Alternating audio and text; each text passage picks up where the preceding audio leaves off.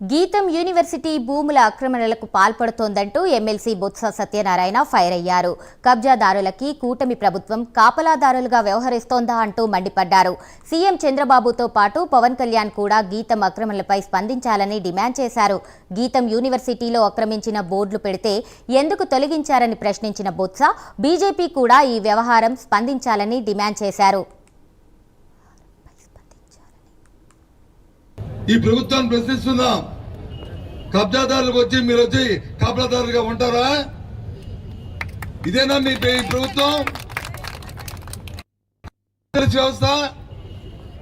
అందుకేనే ముందు ఈ రాష్ట్ర ప్రభుత్వం తాలూకా ప్రజాస్వామ్యంలో మీకు ఇచ్చిన అధికారం, ప్రజలు అధికారం ఇచ్చారని చెప్పని దోపిడీదారులకు వచ్చి కాపలాదారులుగా మీరు ఉంటారా? మేము ఇక్కడికి వస్తే మేము వచ్చాం ఒక శాసనసభలో ఒక ప్రతిపక్ష నాయకు, ఒక బాధ్యత వ్యక్తిగా. దాంతోపాటు మా శాసనమండలి సభ్యులు వచ్చారు, మా శాసనమండలి పాటు మా మాజీ మంత్రులు, మాజీ ఎమ్మెల్యేలు వచ్చారు, వారితో పాటు స్థానికంగా ఉన్న కార్పొరేటర్లు వచ్చారు, మా మాజీ మేయర్ గారు వచ్చారు, మా డిప్యూటీ మేయర్ గారు వచ్చారు, మా పెద్దలందరూ వచ్చారు.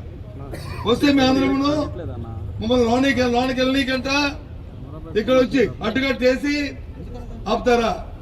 ప్రభుత్వ భూమికి వచ్చి మేము చూస్తామంటే మాకు చూడటానికి వీల్లేదని ఆపుతారా? ఇదేనా